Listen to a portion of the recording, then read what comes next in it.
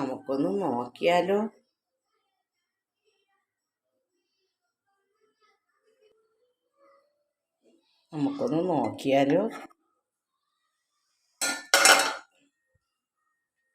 നോക്കിയേ, ചോറിനുള്ള അരി നമ്മൾ കഴുകി അടുപ്പിൽ വെച്ചു. കുക്കറിലാണ് വെച്ചത്.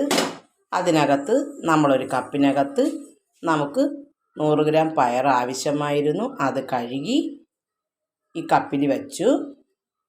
ആവശ്യത്തിനുള്ള വെള്ളം ഒഴിച്ചു. ചെറിയൊരു പാത്രം കൊണ്ട് അടച്ചു. എന്നിട്ട് നമ്മൾ കുക്കറിൻ്റെ അടപ്പ് വെച്ച് അടച്ചു. 4 വിസിൽ കേൾപ്പിച്ചു. ഇനി നമുക്കിത് പാകമായി, നമ്മുടെ കണക്കിന് പാകമായോ എന്നുകൂടി നോക്കാം.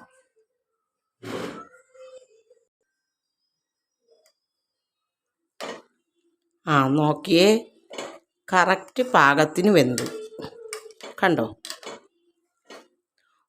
ഒരു അടപ്പുള്ള, അതായത് നമ്മുടെ തൂക്കുപാത്രമാണെങ്കിൽ അടപ്പുണ്ട്, അത് അടച്ച് അതിൽ പാകത്തിന് വെള്ളം ഒഴിച്ച് അടച്ച് വെച്ചാൽ അല്പം കൂടി സൗകര്യമായിരിക്കും. ഇപ്പോഴെൻ്റെ കയ്യിൽ ഇത് മാത്രമേ ഉണ്ടായിരുന്നുള്ളൂ.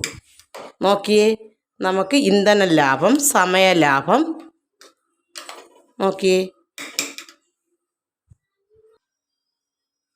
നമ്മുടെ ചോറും പാകത്തിന് വെന്തു. ഇനി നമുക്ക് വെള്ളം തോരാൻ വയ്ക്കാം.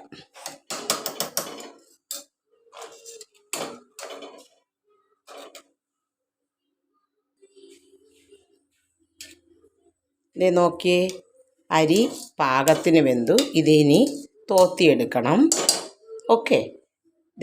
ചെറുപയർ നമ്മൾ ഇതിനകത്ത് വെച്ച് ചെയ്ത വിദ്യ കണ്ടോ? നിങ്ങൾക്കൊക്കെ ഇഷ്ടമായോ? സമയലാഭം, ഇന്ധന ലാഭം. ഞാനിങ്ങനെയാണ് ചെയ്യാറ്. പെട്ടെന്ന് കുട്ടികൾക്ക് എന്തെങ്കിലും, നമുക്ക് പരിപ്പ് കറി, പപ്പടം കുട്ടികൾക്ക് ഇഷ്ടമാണേ. അപ്പോൾ നമുക്ക് വരെ പെട്ടെന്ന് നമുക്ക് പാചകം ചെയ്തെടുക്കാൻ എളുപ്പമാണ്. വീട്ടുകാര്യം നടക്കും.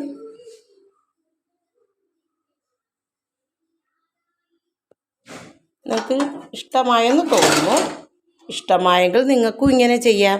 നോക്കിയേ.